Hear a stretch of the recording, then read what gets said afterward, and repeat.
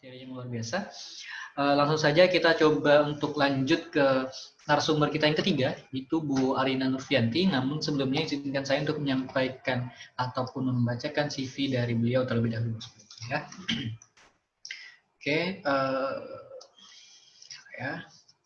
Oke, nama lengkap Arina Nurfianti, S.Kep, NS, M.Kep, tempat tanggal lahir di Pontianak, 12 Agustus 1985, alamat kantor di jurusan keperawatan Fakultas Kedokteran Universitas Tanjung Pura. Riwayat pendidikan yang beliau tempuh di S1 dan juga profesi nurse-nya di Fakultas Kedokteran Universitas Airlangga, Surabaya. Kemudian untuk S2-nya ditempuh di Fakultas Ilmu Keperawatan Universitas Indonesia, Jakarta. Dan untuk S3-nya saat ini sedang menempuh studi doktoral di School of Nursing, College of Medicine, University of Glasgow, UK. Untuk karir yang beliau tempuh di 2009 hingga 2010, menjabat sebagai staf pengajar di Stikes Yarsi Pontianak. Di 2009 juga menjabat sebagai perawat magang di RSUD Dr. Sudarso Pontianak. Kemudian di 2012 hingga 2019 menjabat sebagai sekretaris penjamin mutu Fakultas Kedokteran Universitas Tanjung Pura. Di 2014 hingga 2019 menjabat sebagai ketua prodi profesi nurse di Fakultas Kedokteran Universitas Tanjung Pura.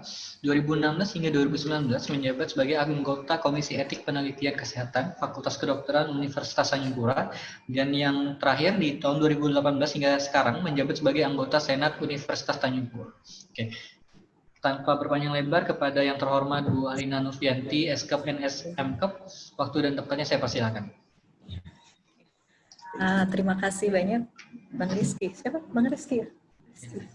Ya, saya mulai ya. Terima kasih atas kesempatannya. Bismillahirrahmanirrahim. Assalamualaikum warahmatullahi wabarakatuh.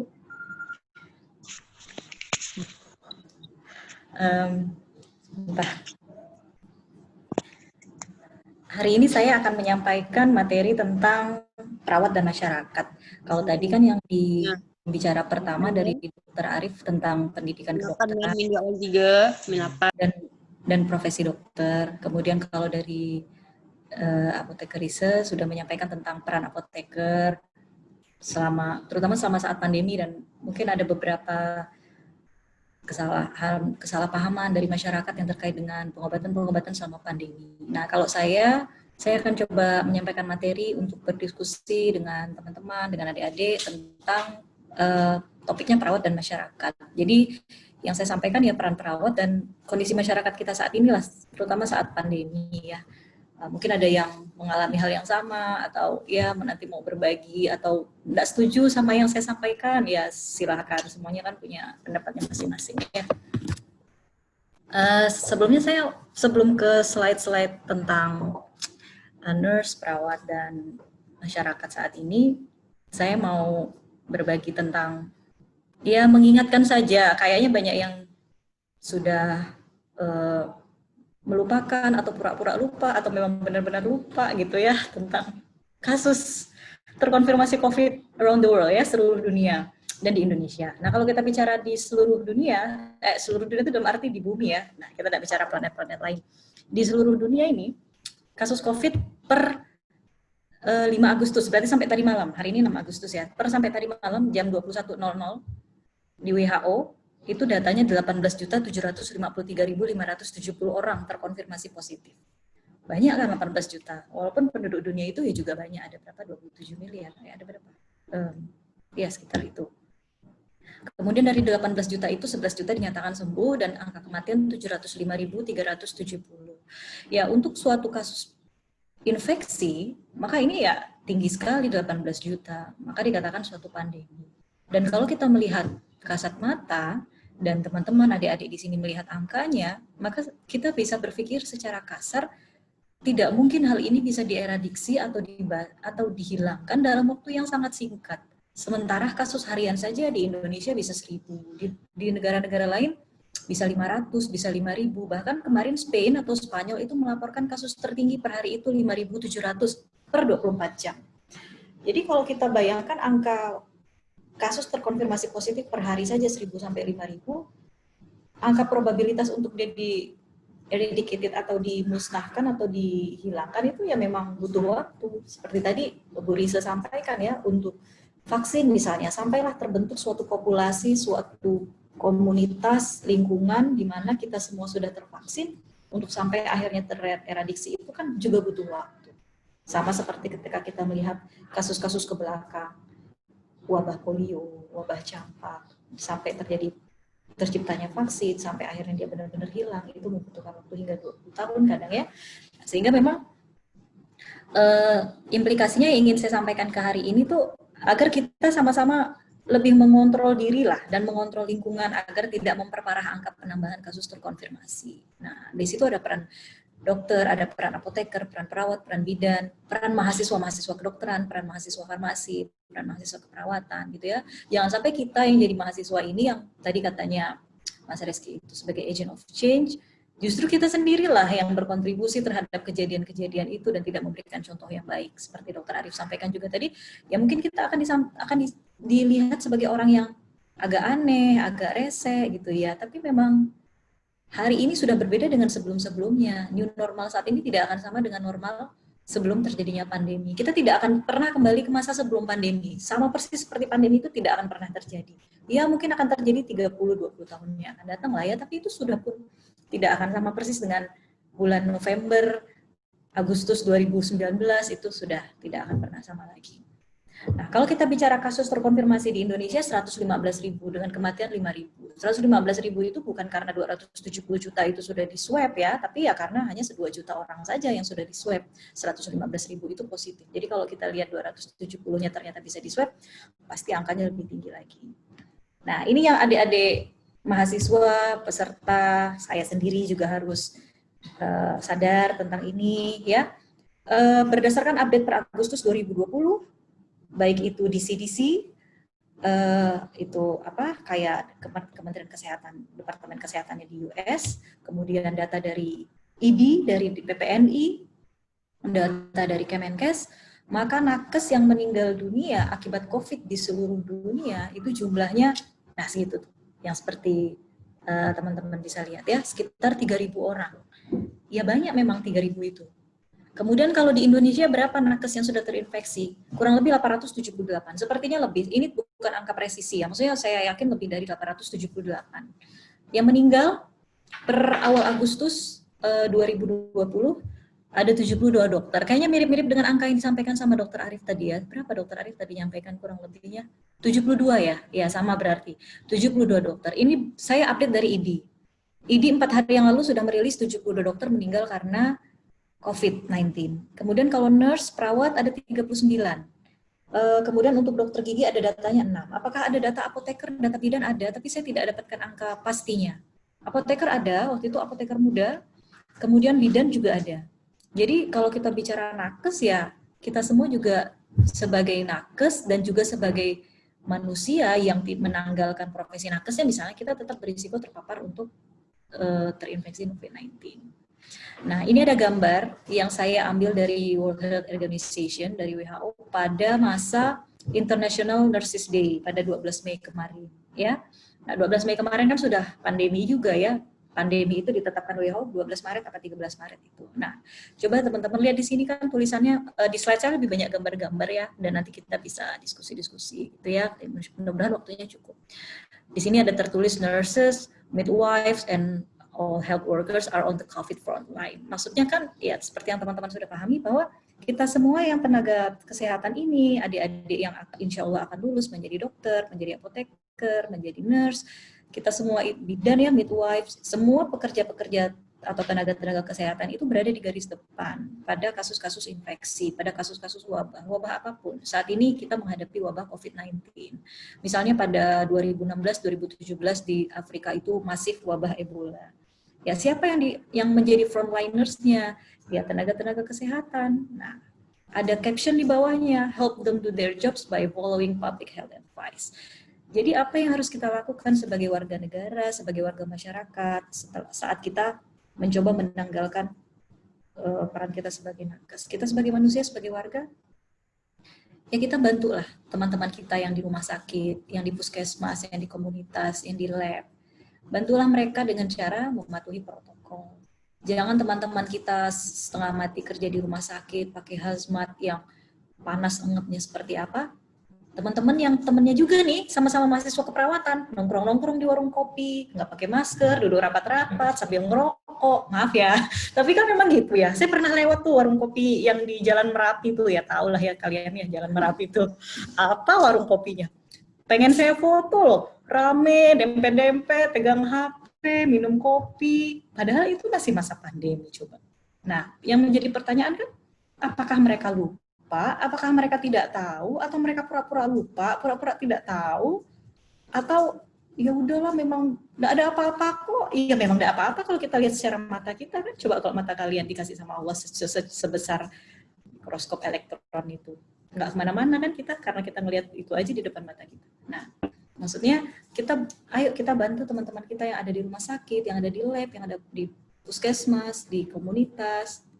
Betapa berat juga kan tugas mereka gitu ya, masa kita enak-enakan nongkrong-nongkrong gitu kan, berkontribusi.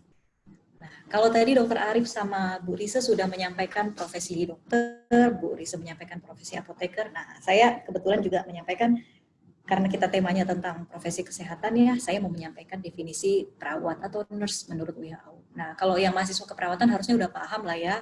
Nah, apa sih nurse itu? Kalau kita bicara nurse, kalau di Indonesia profesi nurse itu gelarnya NS ya, adalah suatu profesi kesehatan yang melaksanakan asuhan keperawatan. Asuhan keperawatan itu ya proses keperawatan mulai dari menganamnesa, merumuskan masalah, diagnosis, sampai intervensi dan evaluasi untuk pemenuhan kebutuhan dasar manusia secara mandiri maupun kolaboratif pada semua kelompok usia. Kelompok usia itu berarti dari mulai neonatus sampai geriatri, dari aspek promosi kesehatan, promkes, pencegahan penyakit preventif, perawatan, caring dari sakit akut, kronis sampai fase terminal dan paliatif atau fase akhir. Ya, kebutuhan dasar manusia itu apa? Mungkin yang mahasiswa apoteker, mahasiswa kedokteran bingung. Kebutuhan dasar manusia itu segala sesuatu yang menjadi kebutuhan dasar kita. Kalau berdasarkan teorinya Abraham Maslow, pada teorinya Virginia Anderson, itu kurang lebih ada 14. Ya standar seperti yang kita butuhkan setiap hari. Apa yang dibutuhkan manusia?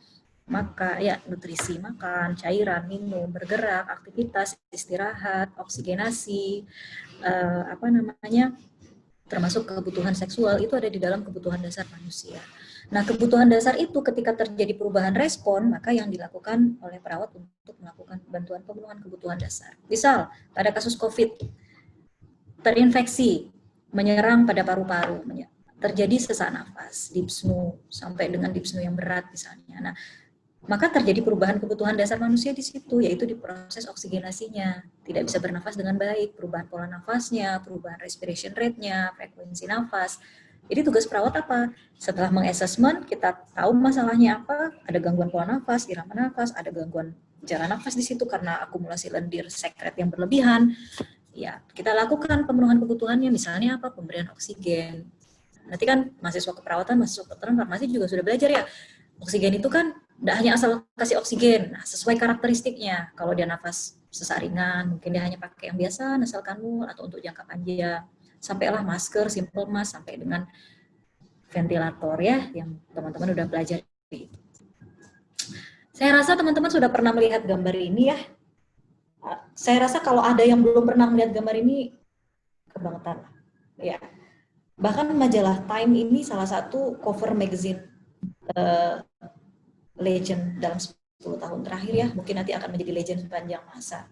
Itu kan gambar-gambar teman-teman kita ya, frontliners, medical doctor, nurses, midwives, kemudian apoteker ada di sana, atau pekerja-pekerja sosial yang memang mengabdikan diri mereka selama fase pandemi ini, selama masa pandemi ya.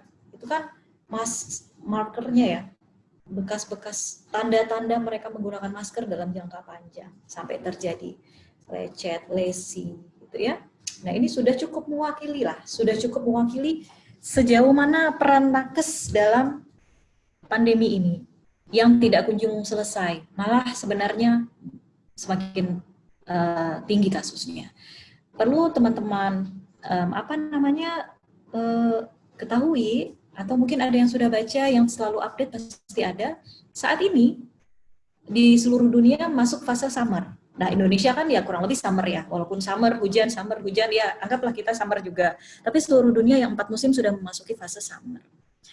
Sudah diprediksi oleh WHO bahwa bulan-bulan ini sampai ke autumn nanti itu masuk ke second wave pandemi. Jadi kita sebenarnya sudah memasuki gelombang kesekian, tapi kalau WHO mungkin menyebutnya gelombang kedua. Ya, jadi sebenarnya pandemi ini belum berakhir. Jadi kalau ada yang sampai nanya ke kalian atau pernah ada yang nanya ke saya, Bu Arina kira-kira kalau bulan depan udah selesai belum? Wah, kalau bulan depan selesai sih itu pemilu kali ya, 1 bulan selesai. Kalau pandemi itu dengan kasus 18 juta ini nggak mungkin 1 bulan ke depan itu selesai. Mungkin akhir tahun 2020 pun kita tidak yakin itu semua sudah selesai. Kan? Apalagi tadi Bu Risa bilang vaksin masih diuji coba kemungkinan keluar hasil di 2021. Itu sesuai dengan prediksi. 2021 sampai nanti uji pasar, sampai kita lihat sejauh mana efektivitasnya di warga, sejauh mana dia bisa menekan angka penularan transmisi karena sudah memiliki herd immunity itu. Nah, kita tidak tahu prediksinya kan. Nah, prediksi WHO itu bisa sampai 2022, bisa sampai 2023 gitu ya. Nah, kalau peran perawat di masa pandemi sampai dari awal pandemi hingga kini ini sebenarnya pandemi. Jadi kalau kita bilang new normal bukan berarti pandeminya hilang ya. Berusaha saja menyesuaikan segala sesuatu yang terhenti selama pandemi fase-fase kritis kemarin untuk mencoba kembali ke kehidupan seperti semula, sesuatu yang tidak bisa dihentikan terus-menerus kan, roda ekonomi, pendidikan, pelayanan kesehatan, harus terus-menerus kita jalani. Nah, tapi pandeminya masih berjalan kan, nah makanya sebenarnya itu ya kita bilang new normal. Jadi bukan new normal itu hilang semua virusnya masa bodoh atau nggak ada lah atau udahlah nggak ada insya Allah aman. Nah nggak bisa juga begitu. Atau parahnya lagi ya kita berdoa aja. Nah nggak bisa juga seperti itu kan. Nah peran perawat di masa pandemi sampai sekarang apa? Nah kalau tadi di apoteker dan di dokter mungkin ada jenis-jenisnya. Kalau di keperawatan juga kita lihat di lingkungan klinik, tatanan rumah sakit, ada perawat gawat darurat dan perawat kritis. Kerjanya di mana? Di UGD, di ICU, di ICCU, kalau di anak-anak di NICU, PICU. Nah, itu perawat gawat darurat. Yang paling depan itu sebenarnya di ICU. UGD. Nah, perawat gawat darurat ini yang biasanya menggunakan APD level 3 biasanya ya. Kemudian ada perawat medikal bedah atau adult nursing. Mereka biasanya di ruang-ruang isolasi, di ruang perawatan. Nah, itu perawat medikal bedah. Ada perawat anak, ya, anak-anak yang dengan COVID positif terkonfirmasi perlu perawatan di ruang isolasi, tapi nanti masuk dalam kategori keperawatan anak. Lalu ada perawat jiwa, apa hubungannya? Berdasarkan penelitian dan fakta di lapangan bahwa banyak pasien mengalami perubahan kondisi psikologis, gangguan mental sampai dengan gangguan kejiwaan selama masa pandemi ini. Apakah karena dia sebagai pasien? Tidak juga. Ada karena dia sebagai pasien, ada dia tidak sebagai pasien. Yang sebagai pasien mungkin dia stres berat karena dia terinfeksi. Ada stigma tadi seperti yang disampaikan pembicara pertama. Stigma masyarakat inilah yang sebenarnya perlu kita ubah. Dan pemerintah merupakan salah satu faktor penting dalam mengubah stigma masyarakat. Kalau sejak awal kita tidak diajarkan menstigma, maka kita tidak akan dengan mudah menstigma seseorang. Nah, stigma-stigma ini yang membuat pasien-pasien COVID itu stres sampai gangguan mental. Lalu pasien yang tidak COVID juga apakah pernah ada yang mengalami gangguan kejiwaan? Ada, karena ketakutan yang berlebihan, parno yang berlebihan, dia disinfek. Pokoknya ketakutan yang berlebihan. Atau gangguan kejiwaannya karena tidak bisa kemana-mana, kerja dari rumah, sekolah dari rumah, sementara dia sifatnya ekstrovert, bukan introvert, gitu ya, sanguin, koleris. Jadi begitu dia harus isolasi di rumah walaupun dia tidak sakit, ada hal-hal yang membuat dia tertekan, tidak bisa nongkrong, setiap hari harus nongkrong di warung kopi misalnya. Nah, hal-hal yang sifatnya awalnya akut, gangguan psikologis cuma stres-stres biasa, lama-lama akan berubah menjadi distres ya, gangguan psikologis sampai dengan gangguan mental. Kemudian ada perawat gerontик atau geriatri. Lansia-lansia itu merupakan salah satu kelompok yang rentan terhadap infeksi. Bahkan sudah ada webinarnya, sudah ada penelitiannya bahwa nursing home itu panti jompo ya, itu salah satu tempat dengan angka infeksi COVID tertinggi dengan angka kematian yang tinggi. Tapi yang perlu teman-teman perhatikan juga bahwa angka kematian dan infeksi COVID itu tidak melulu hanya pada pasien-pasien geriatri.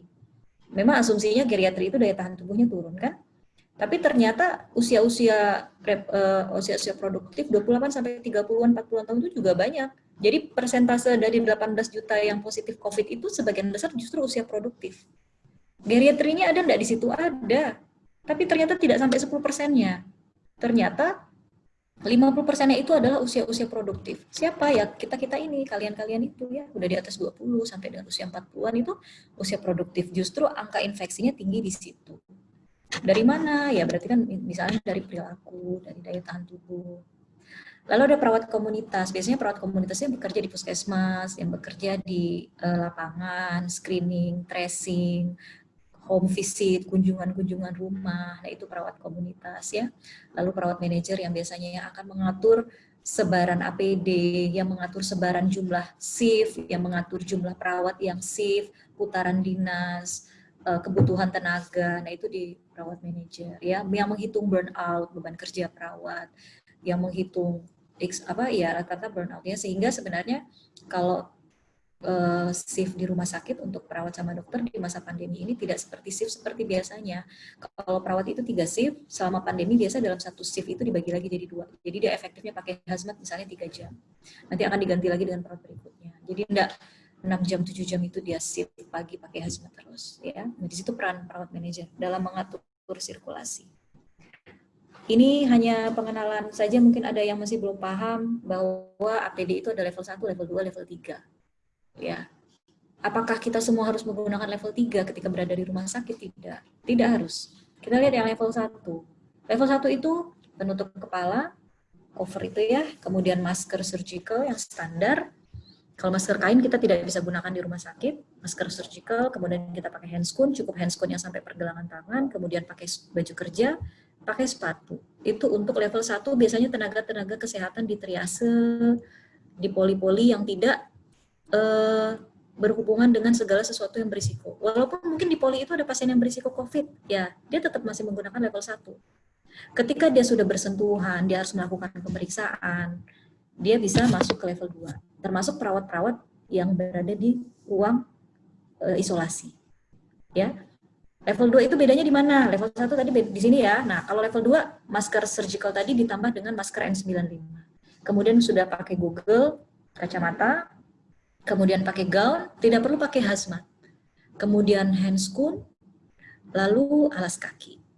Ya, biasanya ini untuk di ruang isolasi, pemeriksaan imaging, MRI, X-ray, gitu ya.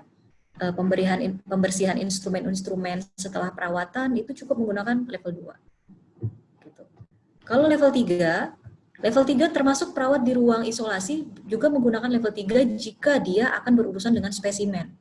Atau perawat komunitas yang home visit atau berada di posko-posko COVID, tapi tugasnya adalah mengambil spesimen. Kalau dia ngambil spesimen, swab, maka dia wajib pakai level 3. Swab hidung, swab tenggorokan. Dia harus pakai hazmat, coverall jumpsuit itu. Kemudian pakai boots, pakai handscoon, handscoonnya harus menutup, tidak ada celah kulit tangan yang kelihatannya, jadi handscoon sampai siku, itu yang kayak handscoon oxygen itu, tambah handscoon yang di pergelangan tangan. Kemudian masker surgical, masker N95, Google. Kalau perawat di ruang isolasi apakah wajib level 3, Bu? Tadi kan harus level 2. Dia pakai level 3 jika dia berurusan dengan spesimen, berhubungan dengan cairan, kotoran dan sebagainya, intubasi. Atau di ruangan itu tidak menggunakan tekanan negatif sehingga aerosolnya berisiko untuk menyebar ke udara. Karena tidak semua rumah sakit bisa menggunakan tekanan negatif kan ruang isolasinya. Kalau tidak bisa menggunakan tekanan negatif, maka kalau ada pasien yang bersin, pasien yang batuk, aerosol-aerosolnya kan beredar di udara, maka perawat-perawatnya wajib menggunakan level 3. Ya. Nah, sekarang saya mau bicara tentang masyarakat. Kalau tadi kan saya bicara tentang perawat ya. Sekarang saya mau bicara tentang new normal yang bablas dalam masyarakat. New normal itu, ya tadi saya sudah menjelaskan sih new normal. Nah, tapi apakah new normal yang kita jalani di Pontianak, di Indonesia secara umum itu sudah benar? Mungkin ada benarnya, tapi mungkin banyak salahnya juga, gitu kan? Benarnya ada, benarnya apa? Pakai masker, misalnya. Salahnya rame-rame, rombongan, kayak jamaah gitu kan? Nah, kayak mau ngelempar jumroh, rame banget yang pakai sepeda. Nah, yang pertama olahraga beramai-ramai. Saya heran kan, coba kalian Lihat, kalian tanya aja sama diri kalian sendiri. Dulu waktu pandemi kalian sepedaan nggak? Jogging nggak? Belum tentu kan, kecuali yang memang sudah terbiasa olahraga. Giliran pandemi, karena kalian libur kampus, libur sekolah, nggak kerja, atau work from home, ya udah, sepedaan semua ramai-ramai. Malah lebih ramai daripada sebelum pandemi kan. Nah, olahraga ramai-ramainya itu yang berisiko. Yang kedua, nongkrong. Nongkrong seperti tidak ada apa-apa, seperti yang tadi saya ceritakan. Nongkrong di warung kopi, nongkrong di kafe, nongkrong di rumah teman, cangkruan gitu kan sampai malam. Tanpa pakai masker, ngakak-ngakak, nyanyi-nyanyi, gitu ya. Merokok. Nah, itu apakah itu new normal yang sesuai dengan yang diharapkan gitu kan? Kita bisa bertanya sama kita sendiri. Yang ketiga, pasar yang tetap ramai tanpa kebijakan protokol ketat. Coba kalian jalan-jalan, nemenin ibunya belanja. Pasar Mawar, pasar Flamboyan, oh apalagi Flamboyan kan, Gemaripah ya. Kemudian traveling yang new normal ini rasanya banyak juga traveler tetap liburan. Traveling dengan abai. Yang dimaksud dengan traveling dengan abai itu, ya pokoknya asal dapat surat kesehatan, rapid misalnya, pakai masker, ya sudah, gitu ya. Apakah masyarakat kita sepenuhnya salah? Mungkin tidak juga ya, tapi didukung dengan kebijakan-kebijakan pemerintah kita. Coba adik-adik lihat yang pernah traveling atau pernah pulang kampung pakai pesawat, misalnya dia rumahnya di Ketapang, pulang kampung pakai pesawat ke Ketapang, ke Sintang. Jaga jarak enggak di pesawat itu tempat duduknya? Enggak juga kan? Apakah itu kesalahan kita? Enggak, itu juga bagian dari kebijakan. Mungkin ini masalah roda ekonomi, pendapatan, kolaps ekonomi, dan itu terjadi di seluruh dunia kan, bahkan maskapai-maskapai dunia yang kelas besar seperti Qantas, seperti Thai Airways, tutup juga tahun 2020, bang, ibaratnya bang. Jadi ada kontribusi kita, ada kontribusi pengambil kebijakan di situ, ya. Coba kita lihat tuh, sambut new normal, Indonesia keren. Sekeren itukah kita saat ini? Masyarakat kita saat ini tuh sekeren itukah? Coba kita tanya, sekeren itukah diri kita saat ini di masa pandemi gitu kan? Nah, cobalah kalian lihat, apakah kalian ada di dalam foto ini? Coba dilihat, ada enggak kalian di dalam sini nih? Sepedaan ramai-ramai. Sepedaan ini nih justru lebih ramai saat pandemi. Sebelum pandemi enggak seramai ini. Kadang saya dulu sepedaan sendirian aja loh. Jam 6 sampai jam 7 saya sepedaan. Udah ada ketemu sepeda yang lain-lain. Giliran pandemi, keluarga aja udah ramai. Dari mulai bapaknya, ibunya, anaknya. Ikut semua. Nah, itu apakah sesuai? Nah, itu nanti di sini bisa dilihat. Panduan goes aman di era normal. Ya, kalian pasti sudah tahu lah, pakai masker, jaga jarak. Bu, sepedaan harus jaga jarak tetap kan? Iya, harus jaga jarak. Hindari droplet, bersihkan, cuci tangan, pakai sabun, tetap. Nah, coba kita lihat. Saya dapat gambar ini dari Twitter saya. Coba kalian lihat di Perancis. Mereka untuk menjaga jarak di kafe, mereka pakai teddy bear. Dan ini tidak cuma di satu kafe, bahkan di New York juga seperti ini. Ini kan lumayan oke ya, tapi memang ya mungkin kopi yang harusnya biasanya bayar 1 euro jadi 5 euro kali ya, karena untuk bayar teddy bear-nya duduk di situ kan. Tapi coba kita lihat yang sisi Indonesianya itu loh. Sudah rapat-rapat, tidak pakai masker. Gimana lah? Nah, itu kan jelas perbedaan ya. Bu, ala paling di yang kafe Prancis itu cuma satu, enggak. Saya udah sampai lihat beberapa. Di New York juga mereka menggunakan cara seperti ini. Ya memang ada dampak. Akan ada hal-hal yang beriringan sebagai sebab akibat untuk new normal yang baik ya. Biaya yang besar, mungkin kenaikan biaya makan di situ. Tapi mungkin itulah yang bisa dilakukan untuk meminimalkan pencegahan, meminimalkan transmisi COVID. Coba lihat traveling nih, travel yang kebablasan, saya bilang travel yang abai. Pakai masker tapi tetap ramai. Di bandara, di Soekarno-Hatta, tetap ngantri rapid, ngantri apa. Jadi ya pada akhirnya hanya memenuhi syarat saja, tapi tidak memenuhi standar yang sesuai. Lalu masalah sosial kesehatan di masyarakat selama pandemi apa? Ini saya himpun dari WHO, dari Kementerian Kesehatan, dari artikel-artikel, dari berita-berita. Ya, yang pertama kepercayaan terhadap hoax, itu yang paling besar. Yang paling besar kepercayaan terhadap hoax. Apakah kalian juga, apakah saya juga, mungkin kita pernah percaya terhadap hoax. Ya. Hoax itu dari mana? Ya berita-berita yang belum jelas penyebab asal muasalnya atau infodemi ya. Waktu itu ada webinar dari Wan Bandar juga tentang infodemi. Berita yang berlebihan, tapi kita tidak bisa membedakan mana yang benar, mana yang salah. Bahkan misalnya ada pasien kabur dari pesawat, udah langsung tersebar duluan di WA ya, daripada berita dari pemerintah. Pemerintah belum ngambil kebijakan apa, udah menyebar dulu. Kemudian yang kedua, transmisi lokal yang masif karena ketidaktahuan ya, tadi tidak tahu, jadi nongkrong rame-ramai, dempet-dempet. Transmisi lokal yang masif akibat sikap yang abai. Berarti dia tahu, tapi abai. Di pasar, di kantor, di mall, venue olahraga. Untuk kantor, per hari ini tanggal berapa? 6 Agustus. Per siang tadi, sebelum mulai webinar, Media Indonesia merilis berita 26 kantor di Jakarta ditutup karena karyawan-karyawannya positif COVID. BCA, Sinarmas, kantor wali kota Jakarta, Jakarta Timur, kantor pajak, PT-PT apa gitu, ada 26 di Jakarta. Nah, berarti kan transmisi itu masih terus tinggi, rantai itu belum putus, ya. Yang keempat, masalah sosial kesehatan potensi baby boom atau angka kelahiran yang tinggi. Kenapa angka kelahiran yang tinggi? Selama pandemi COVID, biasanya pada letak pangkal masalahnya di kontrasepsi. Jadi misalnya ada masyarakat yang menggunakan kontrasepsi pil KB atau suntik. Udah waktunya habis, tapi kan restriksi ya, jadi mereka tidak kunjungan, mereka takut segala macam. Sehingga sementara kerja di rumah, WFH, ya udah di rumah ketemu aja itu terus ibaratnya gitu kan ya. Akhirnya terjadilah ini prediksi. Saat ini kita tidak bisa mengatakan baby boom, tapi berdasarkan WHO 10 tahun ke depan kita akan mengalami yang namanya baby boom akibat pandemi di tahun 2020, sehingga terjadi tingginya angka kelahiran di 2020. Yang kelima, penurunan kualitas promosi kesehatan, baik tentang COVID maupun penyakit lainnya.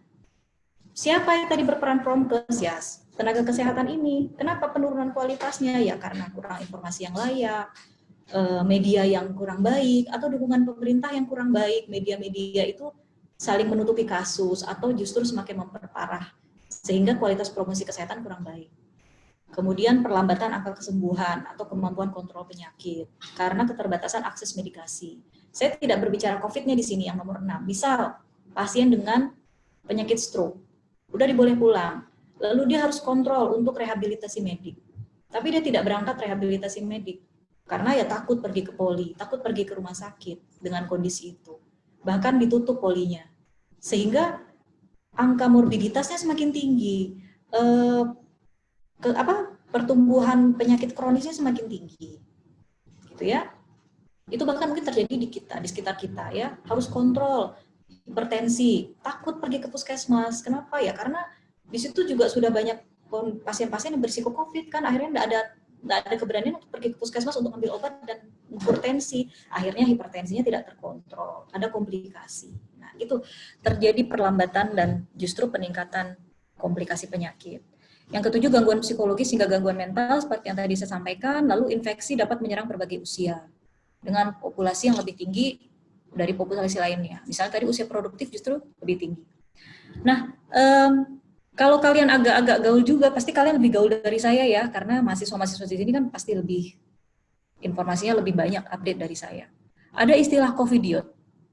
Istilah covidiot itu ramai jadi trending topik di Twitter itu sejak beberapa bulan ini. Apa sih covidiot itu? Covid dan idiot digabung jadi covidiot. Suatu perilaku masyarakat yang tahu tentang pandemi COVID, tapi dia melakukan sesuatu yang tidak sesuai protokol kesehatan. Udahlah, COVID itu nggak apa-apa kok, doa aja. Udah ada pakai masker, nggak kelihatan juga. Jadi, someone who ignores the warning regarding public health or safety. Jadi, seseorang yang mengabaikan dengan sengaja, padahal dia udah tahu ada COVID, ada infeksi, tapi ya diabaikan. Ya itu namanya covidiot. Apakah saya juga termasuk covidiot? Ya coba kita tanya diri kita sendiri. Apakah kita pernah berkontribusi dalam covidiot itu? Ya, bahkan dilihat. Saya ngambil dari Twitter. Nah, kalau kalian, kenapa dari tadi Bu Arina nyebut Twitter? Karena yang paling update saya cuma bisa ngelihat dari Twitter. Ya, kalau Instagram kita cuma ngelihat updatean makan di sana, makan di sini, cekrengan. Tapi kalau di Twitter kita bisa melihat data WHO dan sebagainya. Nah, jadi saya pengikut Twitter setia ya. Bahkan ini 16 Maret 2020 sudah keluarlah trending topik covidiot. Itu berapa bulan yang lalu kan? Apakah sampai sekarang masih banyak covidiot? Sepertinya masih banyak. Nah, maaf ya kalau ada yang tersinggung. Saya juga berbicara pada diri saya sendiri kan. Saya juga termasuk yang seperti itu, enggak gitu. Nah, ini ada pengamat sosial di Indonesia. COVID mungkin tidak akan berakhir karena dikuasai oleh stupidity. COVID stupidity. Ya itu tadi. Apakah kita ingin terus-terusan menutup mata, menutup telinga kita dari hal-hal seperti itu? Kayak misalnya kemarin bulan puasa, Ramadan. Iya, pasar tetap aja ramai ya. Saya berpikir pasar itu sepi sama Ramadan. Ternyata saya pergi ke daerah-daerah tertentu tuh wilayah, wah ternyata ya sama, tetap ramai gitu ya. Jadi kalau tadi ada peran perawat, sekarang peran kita sebagai masyarakat, coba kita jadikan diri kita sebagai masyarakat awam nih. Apa yang harus kita lakukan? Kita jagalah diri kita dan keluarga, ya. Lalu kita memperkaya literasi dan update informasi. Kekeliruan masyarakat Indonesia ini adalah kurangnya literasi. Nggak mau baca, nggak mau nyari informasi yang akurat. Jadi cuma mendengar atau ya forward di grup-grup itu. Apalagi grup keluarga itu. Bude-bude kita, ibu-ibu kita. Itu loh yang forward duluan tuh mereka. Itu kan menunjukkan berapa budaya literasi kita masih rendah. Apakah literasi selalu berkorelasi dengan tingkat pendidikan? Tidak. Bahkan yang tingkat pendidikannya tinggi sekalipun kadang literasinya kurang. Kenapa? Ya karena kurang ingin untuk mencari sesuatu yang akurat itu kurang kemauan, sehingga kita akan dikuasai oleh berita-berita yang tidak jelas, hoax dan sebagainya. Nah itu sangat signifikan mempengaruhi perilaku kesehatan kita. Yang ketiga, mematuhi protokol kesehatan. Ya, standar teman-teman pasti udah tahu, masker dengan tepat, cuci tangan dengan sabun dan air mengalir, physical distancing, menghindari perkumpulan. Lalu ya, mendukung tenaga kesehatan. Kita dukunglah teman-teman kita. Terus berdoa. Baru kita bilang berdoa. Jangan kita nggak usaha, tapi kita bilang berdoa. Nah ini sesuai standar WHO ya, masker teman-teman udah tahu, jangan dipegang, jangan naik turunkan. Kalau mau ngomong tuh lepas aja, makanya kalau mau makan lepaskan semuanya, dilipat baik, baru pasang lagi. Jangan naik turun. Atau kalau ngomong ya nggak usah, maksudnya kalau ngomong jangan dilepas maskernya gitu. Kalau memang benar-benar urgent harus melepaskan masker, jangan diturunkan ke leher, karena ketika kita menurunkan ke leher ya kita naik turunkan kuman-kuman yang ada di leher itu aja, naikkan ke hidung, pindahin lagi dari hidung ke leher pindah ke hidung gitu kan. Lalu masker itu dipakai 1 kali. Jadi kalau kalian udah habis pergi, pulang dari pasar, maskernya ya udahlah, masker kainnya dicuci, masker disposable-nya dibuang. Jangan digantung, dijemur, diangin-anginkan, terus nanti sore pergi ke futsal dipakai lagi. Udah, ganti lagi gitu ya.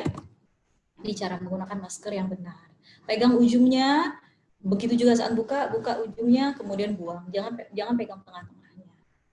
Ini saya rasa slide saya yang terakhir.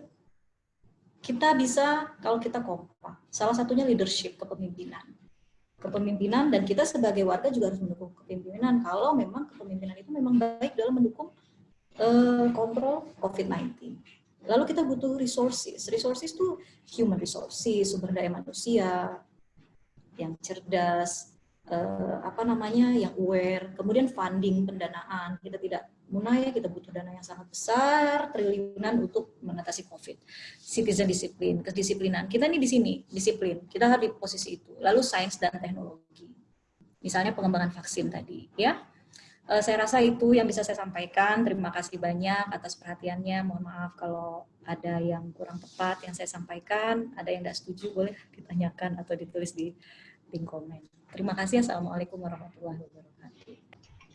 Waalaikumsalam warahmatullahi wabarakatuh. Terima kasih kepada Bu Arina Nurfianti yang telah menyampaikan bukan materi ya, tapi lebih ke berbagi pandangan ya terkait peran perawat dan juga kondisi tentang COVID-19 secara global maupun secara ya khusus di Indonesia ya. Jadi mungkin buat teman-teman bisa lebih aware lagi tentang kondisi yang ada sebenarnya sekarang seperti apa gitu. Karena saya pribadi juga jujur kurang setuju sih dengan istilah new normal yang sedang diberlakukan di Indonesia sekarang, karena kesannya sebenarnya lebih ke memaksakan berbagai macam sektor yang udah hampir lumpuh kayak gitu. Jadi misal kayak ekonomi dan lain-lain, pendidikan itu kan sebenarnya istilahnya dipaksa gitu, di-encourage buat bisa bergerak lagi, dan muncullah istilah new normal itu sendiri. Itu menurut saya gitu. Dan ternyata mungkin kurang lebih sama ya dengan Bu Arina tadi yang disampaikan Bu Arina, bahwa emang sebenarnya Dr. Arif juga udah bilang di webinar-webinar sebelumnya bahwa kalau mau new normal itu fasenya banyak gitu, dan itu harus terpenuhi dulu. Dan sedangkan ya kita tahu sendiri lah kondisi masyarakat kita seperti apa ya gitu, disuruh pakai masker aja kayaknya agak-agak sulit gitu, bukan agak, mungkin sangat sulit gitu.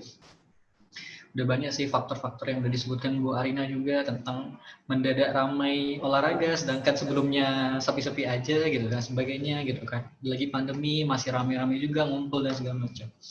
Mungkin ini bisa jadi catatan untuk kita semua ya. Ini secara pribadi semoga kita bisa lebih aware lagi, bisa lebih edukasi lagi untuk diri sendiri juga, dan juga orang sekitar agar tidak menjadi pelaku dan juga jadi korban. Seperti itu ya. Oke, mungkin langsung saja yang ingin bertanya, silakan, saya persilakan. Oh, ini udah ada nih, Bu. Ada yang nanya. Oh iya, dari Laila Sari, Bu ya. Oke, Iya. saya izin bacain dulu, Bu ya. Iya. Assalamualaikum, selamat sore. Saya Laila Sari, mahasiswa keperawatan hutan. Izin bertanya, Bu, jikalau ada sanak keluarga yang mempunyai keluhan yaitu sakit kepala, batuk, dan sesak napas, hasil ronsen paru-paru ada cairan. Selain itu, setelah dibawa ke RS dan sudah mau diisolasi, namun keluarga menolak dengan alasan ini merupakan penyakit lama orang tersebut. Apakah ciri-ciri tersebut sudah dapat membuat kita curiga kalau orang tersebut terinfeksi COVID-19? Apa yang harus dilakukan sebagai mahasiswa keperawatan dan orang awam untuk menghindarinya dan melindungi diri serta menerapkan protokol kesehatan dari pemerintah. Namun dari diri sendiri dan ortu dilema karena orang tersebut merupakan keluarga dekat dan jika tidak datang menjenguk karena menghindari diri dari COVID-19 dapat membuat orang tersebut tersinggung. Terima kasih Bu atas perhatiannya. Mungkin bisa langsung ditanggapi Bu ya. Silakan. Ya. Terima kasih Laila pertanyaannya. Saya rasa yang Laila alami ini juga banyak dialami oleh orang-orang di luar sana ya. Bahkan mungkin diri saya sendiri juga pernah mengalami bagaimana kita, ya mungkin sebagian besar kita menghadapi keluarga kita dulu lah sendiri dibanding dengan orang lain kan. Bagaimana kita mengedukasi keluarga kita. Memang tidak mudah. Makin keluarga tuh lah dia makin bandel, enggak kah? Gitu enggak ya? Menurut saya sih iya. Makin keluarga tuh lah dia makin merasa, wah dia bisa ngelawan kan. Coba kalau yang ngasih tahu tuh dokter atau perawat yang dia tidak kenal. Mungkin dia bisa patuh. Nah, kembali ke pertanyaan Laila, dengan ciri-ciri misalnya sudah ada sesak nafas, ada penumpukan cairan di paru-paru, apakah kita sudah bisa mengatakan itu mengarah ke COVID? COVID itu kan hanya bisa dinyatakan positif tidaknya dengan pemeriksaan swab, ya. Jadi selama dia belum di swab, selama keluarganya Laila belum di swab, belum dilakukan pemeriksaan swab PCR, maka kita tidak bisa memastikan apakah itu COVID atau tidak. Karena COVID yang menyerang sistem pernapasan, gejalanya mirip dengan gangguan pernapasan lainnya. Ya, misalnya pneumonia, bahkan pneumonia sendiri itu masuk dalam ciri-ciri COVID. Dan ada pneumonia yang bukan COVID, gitu kan? Asma misalnya. Sehingga dengan masalah COVID saat ini, orang gampang sekali curiga bahwa itu adalah COVID. Ya betul, bisa saja, maksudnya wajar orang curiga seperti itu. Nah, jadi kalau kita mau bicara apakah kita sudah bisa mengatakan itu COVID, saya rasa kita tidak bisa mengatakan itu COVID sampai tegak diagnosisnya dengan pemeriksaan swab. Di rapid juga tidak sebagai pemeriksaan standar. Jadi harus di swab. Ya. Kalau dia sudah di swab dan dia dinyatakan positif, itu sudah pasti tidak boleh dibawa pulang ke rumah. Itu sudah pasti harus diisolasi dan keluarga harus mematuhi itu. Justru kalau menurut saya Laila, dengan status dia hasil pemeriksaan swab itulah yang bisa yang bisa membantu untuk membuat keluarga kita menjaga jarak dulu dengan pasien. Selama tidak ada status positif negatifnya ya memang kita hanya menduga-duga saja gitu. Ya jadi memang dari pihak rumah sakit yang memberikan keputusan bahwa dia di swab atau tidak gitu. Tapi kembali ke pertanyaan yang lain dari lain. Bagaimana kita sebagai mahasiswa atau sebagai perawat kalau kita mengedukasi keluarga kita, nggak enak ngunjungin keluarga kita yang lagi sakit, sementara risiko COVID-nya tinggi. Betul Laila. Itu nggak hanya ya kamu yang mengalami gitu ya, mungkin saya pernah mengalami gitu kan, yang lain juga pernah mengalami. Itu benar-benar kita menyampaikan ke keluarga lah risiko COVID itu. Ya, kalau masih bandel juga, misalnya memang harus pergi berkunjung, mengunjungi orang sakit, atau pergi ke acara nikahan, pergi ke resepsi, yang itu kan keluarga. Nah, saya rasa keluarga bisa diajak bicara. Jadi, misalnya, ya resepsinya kayak dibikin jam gitu, jadi dari satu jam pertama khusus untuk keponakan aja, 1 jam berikutnya khusus untuk teman-temannya aja, misalnya. Kembali dari situ, dibalik dari hal-hal tadi, dari sisi kita sebagai perawat misalnya sebagai tenaga kesehatan dan sebagai keluarga, apalah Bu yang bisa dilakukan kalau udahlah ibu saya pun tetap nggak bisa, tetap mau pergi kok dia. Tadi masker sediakan, pastikan masker di rumah cukup, pastikan mereka tahu bagaimana cara menggunakan masker, pastikan mereka tahu bagaimana cara memperlakukan masker yang kotor, bagaimana cara memakai masker yang tepat, pastikan ada hand sanitizer selama mereka di perjalanan. Pastikan di rumah ada sabun untuk cuci tangan. Pastikan di rumah barang-barang barang-barang bisa disinfektan. Pastikan nutrisi keluarga terpenuhi dengan baik. Nutrisi itu kan tidak harus barang yang mahal-mahal kan tadi. Yang lokal-lokal saja kan. Jeruk juga sekarang melimpah ruah kan, murah. Sementara vitamin C-nya tinggi. Maksud saya ya hal-hal seperti itu. Kalau memang kita tidak bisa lagi mencegah keluarga kita untuk keluar rumah, tidak bisa mencegah orang tua kita, saudara-saudara kita untuk berkumpul, yaitu tadi masker, sediakan masker dengan baik, yang benar, yang tepat, cuci tangan, hand sanitizer, gitu ya. Kalau yang terkait dengan yang sakit tadi, pendapat saya cuma satu itu, swab. Itu aja yang bisa kita pastikan. Kalau dia tidak di swab, kita hanya akan menduga-duga sampai kapanpun. Ya. Mudah-mudahan Laila bisa menerima jawaban saya ya. Ya. Ada lagi kah Bang Reski pertanyaannya? Baik, terima kasih Bu Arina Nurfianti. Coba saya di kolom chat ya. Ya, saya sambil bacain aja Bu ya, nggak apa-apa ya. Oh ya, boleh. Ya Bu. Oke, jadi saya mau review dikit lah Bu ya. Jadi kalau misalnya ada kasus yang mungkin mirip-mirip gitu ya, jadi sarannya mungkin ya memang harus jaga jarak dan sebagainya, protokol kesehatan lah intinya. Cuma kita nggak bisa langsung diagnosis kan itu COVID atau enggak. enggak. Bisa. Kecuali memang udah dapat hasil diagnosis dari rumah sakitnya lewat RT PCR ataupun swabnya tadi ya, jangan bukan yang rapid test ya. Bukan. Ya. Iya, bukan itu ya. Itu penekanannya. Jadi nggak bisa kita tahu. Hanya untuk memastikannya. Kita kan bukan ahli nujum yang ketemu orang, dia PCR, dia positif, dia negatif. Jangan-jangan saya ini positif juga loh. Kan nggak tahu, saya nggak pernah maksudnya kita kan nggak di swab. Jangan-jangan Reski positif juga loh. Ya kan saya bilang jangan-jangan. Kita nggak tahu kan. Kayak gitu ya Mbak Naila ya. Dan juga saya mau nambahin sih terkait ini misalnya kayak ada anggota keluarga yang mungkin bandel mungkin ya. Kalau saya pribadi sih biasanya lebih melakukan pendekatan secara personal ya, baik ke orang tua dan sebagainya. Bagaimana kita memposisikan diri sebagai seorang anak dan juga mungkin orang yang paham tentang informasi yang benar, misalnya yang akurat.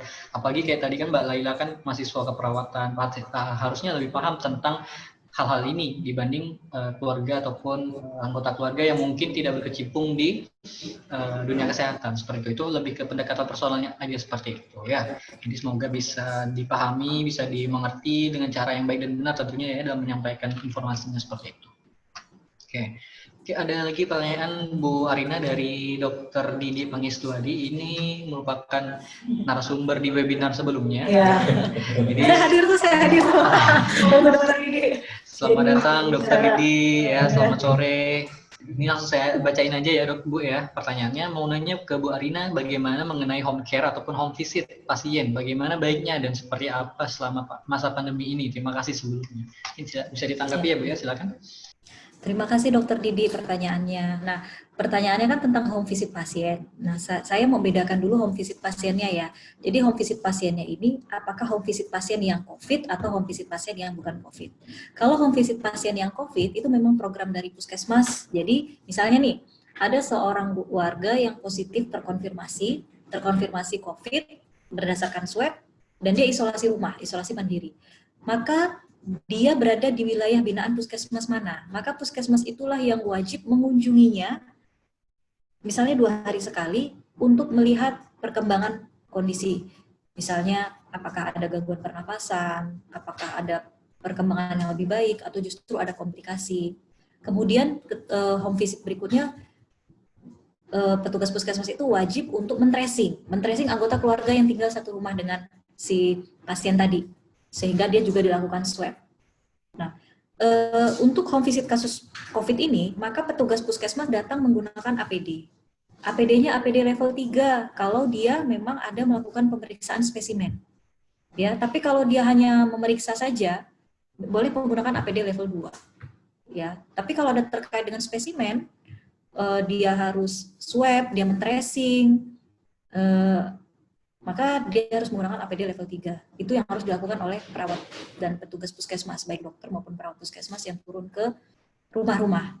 Nah, tapi memang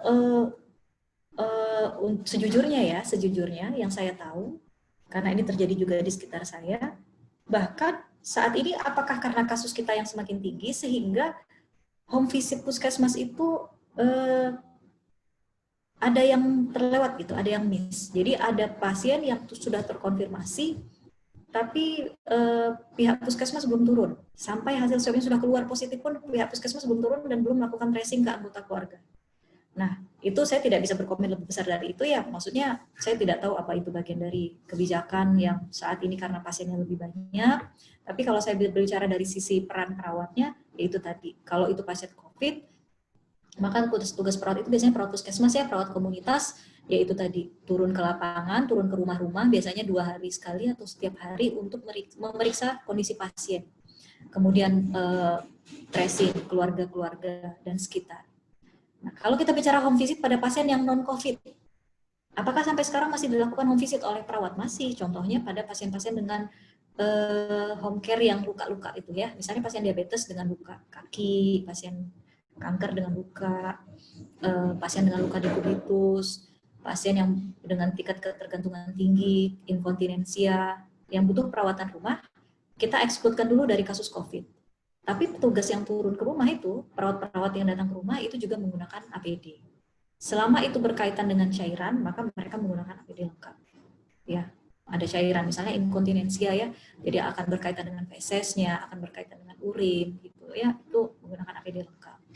Jadi tetap APD lengkap itu digunakan oleh perawat yang melakukan home visit, baik itu kasus-kasus COVID maupun kasus non-COVID. Karena ya itu tadi ya, karena pandemi ini dan tidak semua warga merata dilakukan pemeriksaan swab sehingga kita mengasumsikan kita semua terpapar risiko. Ya, gitu aja Dokter Didi ya, mudah-mudahan bisa dipahami. Baik, terima kasih kepada Bu Arina Nurfianti telah menanggapi pertanyaan dari Dokter Didi ya terkait home care atau home visit tadi. Jadi ada 2 nih, pasiennya COVID apa non misalnya gitu ya. Jadi tinggal disesuaikan aja seperti itu. Dan yang jelas APD-nya tetap pakai, tetap sesuai prosedur dan segala macam seperti itu. Oke, mungkin karena tadi dari tadi saya belum ada nanya ini ya Bu Arina. Kayaknya saya pengen nanya nih satu aja gitu.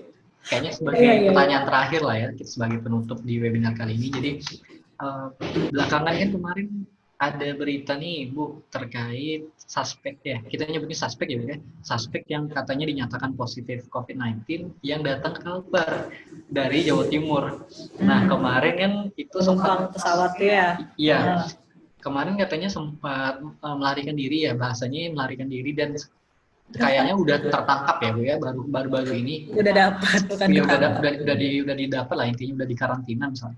Jadi pertanyaan seperti ini Bu, kalau dari perspektif keperawatan itu mengapa hal tersebut bisa terjadi, terlepas dari misalnya kekurangan yang Ibu bilang misalnya kekurangan tenaga medis dan sebagainya, harusnya kan di bandara kan kayak border Bu ya, batas istilahnya dari dunia luar ke di sini gitu kan. Itu kok bisa sampai bisa lolos, dan juga pertanyaannya lebih ke ini Bu sebenarnya, kenapa suspek bisa sampai lolos, bisa terbang di Juandanya tadi misalnya, ataupun di Surabayanya tadi, di Jawa Timurnya tadi kayak gitu. Nah mungkin bisa dijelasin Bu ya, jadi bisa sebagai informasi juga kepada teman-teman agar misalnya nanti menerima informasi yang belum tentu benar atau tidak, yang kayak tadi kan Bu yang udah disinggung di awal, kira-kira kita sebaiknya sebagai masyarakat umum, masyarakat ataupun mahasiswa yang berkecimpung di dunia kesehatan, baiknya menyikapinya seperti apa kayak gitu Bu. Terima kasih.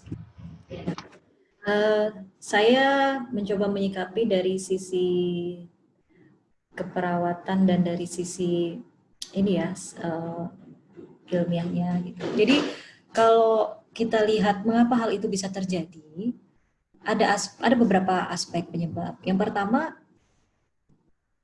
ini masalah kebijakan ya, masalah kelalaian yang terjadi karena kebijakan. Kalau pemerintah lokal misalnya memiliki kebijakan yang ketat, maka pasien suspek itu jangankan mau kabur, mungkin terbang pun dia tidak bisa kan gitu. Maksudnya dia mau berangkat pun tidak bisa. Berarti kan asal muasal dari lokasi awal dia berangkat nih dari Jawa Timur ya. Sementara Jawa Timur itu kan zona hitam ya. Se-Indonesia Raya itu se-Indonesia Raya itu yang zona hitam itu Jawa Timur. Saya dulu pernah sekolah di sana ya. Dokter Didi juga sekolah di sana. Mungkin bisa tahu lah ya Dokter Didi, orang-orang di sana. Maksudnya saya rasa itu kembali kita bicara yang pertama dulu, itu kebijakan. Jadi kalau kita bicara kebijakan, ketika pemerintah kurang kuat dalam menerapkan kebijakan, kurang disiplin, kurang keras. Misalnya aturan di awal tuh kayaknya udah keren, harus pakai PCR, terus kendor jadi rapid. Nah itu sudah menimbulkan celah. Ya, sementara rumah sakit banyak yang bisa mengeluarkan surat rapid. Dan kembali lagi rapid bukan gold standar dalam diagnosis. Jadi itu udah kendor dari awal, itu penyaringnya filternya sudah kendor masalah pemeriksaan syarat-syarat terbang itu. Nah, itu sebenarnya pangkalnya di situ. Kalau sudah ada syarat itu diterapkan benar-benar, saya rasa tidak akan terjadi kasus seperti kemarin. Kalau kita lihat aspek yang kedua, dari sisi pasiennya, dari sisi warganya, dari sisi kita nih, pribadi, kita sebagai individu. Saya misalnya, saya orang Jawa Timur nih, saya mau ke rumah ibu saya di Pontianak. Nah, tapi saya udah tahu saya nih sakit, maka kembali lagi ke aspek individu kita, kesadaran kita, nurani kita. Masih nekatkah kita mau berangkat gitu kan? Masih maukah kita pergi? Judulnya kita sayang keluarga, apa kita tidak sayang sama keluarga gitu kan? Nah, jadi kalau kita lihat dari aspeknya, memang ini di aspek, kalau di sisi keperawatan, ini di aspek promosi kesehatan. Tapi perawat itu yang berada di komunitas, yang berada di rumah sakit, dia bukan pengambil kebijakan. Kembali lagi tadi, yang mengeluarkan kebijakan aturan penerbangan, itu kan bukan perawat ya, bukan dokter, tapi kan dari kementerian, misalnya dari pihak Angkasa Pura.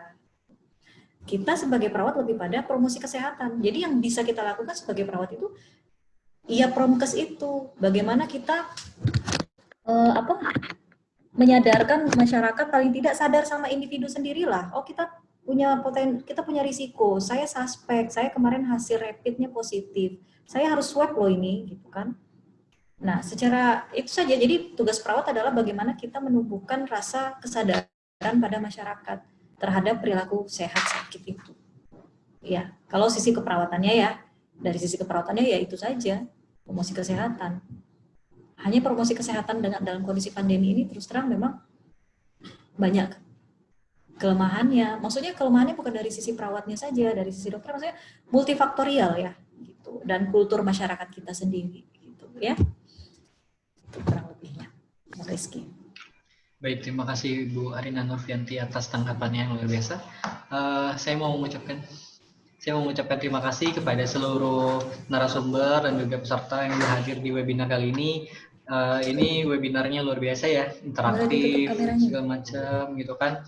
Dan semoga melalui webinar ini kita bisa lebih teredukasi lah ya, terinformasi terkait berbagai macam hal tentang kesehatan, dan bisa kita sebarin juga asal itu valid, asal itu kredibel sumbernya, seperti itu. Mungkin itu saja yang bisa saya sampaikan mewakili Bandar. Sekali lagi saya mengucapkan terima kasih banyak kepada seluruh peserta dan juga narasumber yang luar biasa pada hari ini dan menyampaikan informasi-informasi, berbagi materi, pandangan, perspektif dan lain-lainnya luar biasa. Terima kasih sekali lagi buat seluruh peserta. Saya harapkan setelah ini menghidupkan kamera depannya, karena kita sekarang akan mengadakan foto bersama terlebih dahulu sebelum kita menutup webinar kita. Jadi saya harap bisa menghidupkan kamera depannya semuanya untuk kita foto bersama. Dan juga sekedar informasi bahwa teman-teman pastikan udah join ataupun udah gabung di grup webinar kita, karena nanti di situ informasi-informasinya akan kita sampaikan di situ terkait materi, rekaman webinar, sertifikat dan lain sebagainya. Dan jangan lupa pastikan email yang teman-teman lampirkan ataupun kirim di Google Form kemarin untuk daftar itu udah benar, sehingga kiriman materi, sertifikat dan lain-lainnya itu bisa tersampaikan di email teman-teman masing-masing. Seperti itu ya. Oke, sambil mengecek peserta lainnya, saya sekali lagi menghimbau kepada teman-teman yang hadir di webinar hari ini untuk menghidupkan kamera depannya agar kita bisa foto bersama. Ya, saya tunggu. Oke, saya tunggu. Yang belum hidupin kamera depannya, saya himbau untuk hidupin kamera depannya agar kita bisa foto bersama ya. Oke, udah banyak nih yang ikut nih. Oke, sip. nanti kita sesi fotonya kurang lebih 3 kali ya. Jadi mungkin yang pertama dan yang kedua formal, kemudian sisanya bebas. Jadi nanti ketika saya bilang 1, 2, 3, nanti mungkin bisa tahan posenya sekitar 5 detik lah ya, biar bisa di screenshot sama panitia, nanti bisa didokumentasikan seperti itu. Dan jangan lupa follow Instagram, Facebook, YouTube kita, semuanya ada di Bank Darah Indonesia. Di situ info-info kegiatan tentang webinar, tentang informasi kesehatan dan lain-lainnya itu nanti kita akan informasikan di sana seperti itu ya. Oke, udah banyak ya yang ngidupin kamera depannya. Oke, mungkin bisa langsung kita mulai ya Pak Founder Bandar, saya. Oke. Fotonya 2 sesi ya, karena ada terlalu banyak. Oke, siap. Berarti ini kita ngantri dulu ya, karena pesertanya membludak. Jadi harap bersabar. Jadi nanti semuanya tetap ikut foto, tenang aja. Jadi nanti tinggal admin yang mengatur sedemikian rupa ya. Jadi kita kalikan 3, berarti sekitar 6 foto ya. Sip ya. Oke, 6 kali foto ya, ingat ya. Oke, yang pertama formal dulu ya. 3 foto di awal formal semua. 4, sorry. Oke, 1, 2, 3.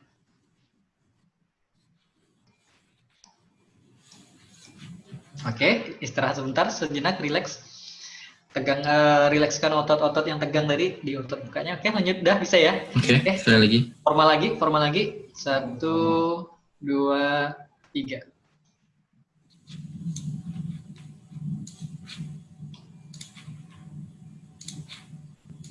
Sip. Oke, rileks lagi sebentar. Hembuskan napasnya.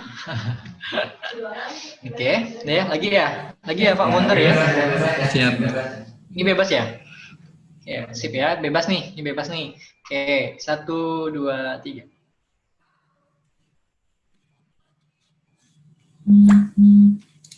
Oke. Sekali lagi boleh Pak Founder, udah dapat semua kah? Yang sesi 2 belum?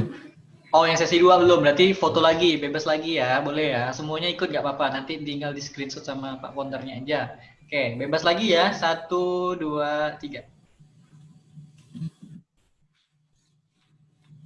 Oke. Sip, udah dapat semua Pak Founder? Sudah. Berarti udah 2 sesi ya, fotonya ya? Siap. Oke, sip. Terima kasih banyak kepada seluruh peserta, Bapak Ibu narasumber, luar biasa. Terima kasih ilmu, pengalaman, perspektif, pandangannya, luar biasa. Sehat dan sukses selalu untuk kita semuanya. Stay at home kalau bisa ya, kalau bisa stay at home. Kalaupun nggak bisa stay at home, terapkan protokol kesehatan yang udah dihimbau dengan seketat mungkin, sebaik mungkin, gitu ya. Jangan lupa buat teman-teman semuanya, pastikan untuk jadi agent of change. Sebarlah informasi yang benar, yang kredibel sumbernya, yang valid, jangan yang rancu, jangan yang hoax dan sebagainya, karena bagaimanapun juga promosi kesehatan di masa-masa seperti ini adalah kunci utama untuk membantu menekan menekan virusnya tadi gitu ya, biar nggak banyak lagi orang-orang yang terkontaminasi, yang terinfeksi dan sebagainya, biar kita bisa normal lagi secepatnya, walaupun udah nggak bisa senormal-normal kemarin, seperti itu. Oke, sekali lagi terima kasih untuk seluruh peserta atas kontribusi, atas partisipasinya, buat teman-teman yang udah donasi untuk kegiatan kita nantinya, terima kasih banyak. Sampai jumpa di pertemuan selanjutnya. Jangan lupa kita ada webinar selanjutnya, di webinar yang ke-7, nanti pantengin aja informasinya di media sosial kami, jangan lupa untuk di follow. Terima kasih. Assalamualaikum warahmatullahi wabarakatuh. Terima kasih untuk tim Bandar ya. Terima kasih Kemudian juga Dr. Arif. Untuk Bu Arina, kemudian Bu Risa, Dr. Didi, dan Milanka. Terima kasih adik-adik semua yang sudah mengikuti webinar pada hari ini. Mudah-mudahan memberi manfaat buat kita semua. Mudah kita sama-sama sehat terus. Terima kasih. Selamat sore. Assalamualaikum warahmatullahi wabarakatuh. Terima kasih.